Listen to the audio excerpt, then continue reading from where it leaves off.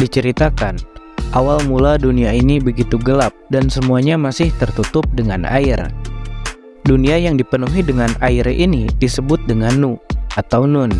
Kemudian terjadilah kekacauan. Dan dari kekacauan itu muncullah batu berbentuk piramid yang disebut dengan Ben-Ben. Dan di dekatnya muncul juga bunga lotus. Ketika bunga lotus itu mekar, kemudian lahirlah dewa pertama, yaitu Ra, sang dewa matahari. Dunia yang tadinya gelap kemudian menjadi terang.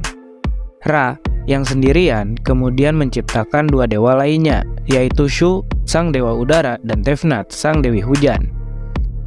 Melihat perairan yang luas, Shu dan Tefnut merasa penasaran dan kemudian pergi untuk menjelajahinya. Shu dan Tefnut pergi terlalu jauh dan tidak pulang dalam waktu yang lama. Ra yang khawatir karena anak-anaknya tidak kembali dalam waktu yang lama, kemudian melepas mata kanannya untuk mencari mereka. Mata itu disebut Eye of Ra. Setelah Eye of Ra menemukan mereka, kemudian mereka pun pulang kembali.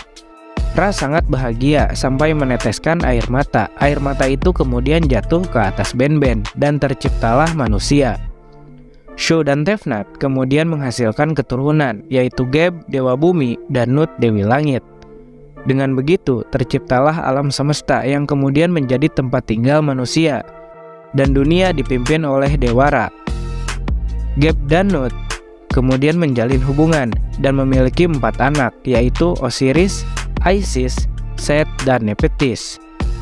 Mereka kemudian menggulingkan kekuasaan dewa Ra yang kemudian posisinya digantikan oleh Osiris. Namun, dalam versi lain dikatakan bahwa dunia diciptakan oleh dewa Atum. Dalam kepercayaan Mesir kuno, Atum dianggap sebagai dewa yang sangat penting dan dihormati, dan ia seringkali disebut sebagai dewa ayah atau dewa kakek dari dewa-dewa Mesir lainnya. Menurut cerita tersebut, pada awalnya hanya ada kekosongan atau kegelapan yang disebut dengan Nu atau Nun. Kemudian Atum muncul dari kekosongan tersebut dalam bentuk seorang dewa yang menarik dirinya sendiri dari kekosongan dengan kekuatannya sendiri. Setelah muncul, Atum menciptakan Shu dan Tefnut. Shu dan Tefnut kemudian melahirkan anak-anak mereka, dewa-dewa yang kemudian menjadi dewa-dewa utama dalam kepercayaan Mesir kuno. Namun, keduanya dipisahkan oleh ayah mereka, yaitu Shu, untuk membentuk langit dan bumi. Atum dan Ra adalah dua dewa penting dalam mitologi Mesir kuno, yang seringkali dikaitkan dengan matahari. Meskipun keduanya berhubungan dengan matahari, ada perbedaan dalam aspek dan peran yang dimainkan dalam kepercayaan Mesir kuno. Atum adalah dewa pencipta dalam mitologi Mesir kuno. Ia dianggap sebagai dewa tertua dari semua dewa-dewa Mesir, dan dihubungkan dengan kekuatan penciptaan, perubahan, dan transformasi dalam alam semesta. Atum dianggap sebagai pencipta manusia dan dihubungkan dengan siklus kehidupan, kematian, dan kebangkitan. Ia juga dianggap sebagai dewa matahari dan sering digambarkan sebagai seorang pria yang memakai mahkota dewa Mesir dan digambarkan dengan kulit hitam. Sementara itu, Ra adalah dewa matahari dalam mitologi Mesir kuno. Ia dianggap sebagai dewa terkuat dari semua dewa dan dihubungkan dengan kekuatan dan keberanian.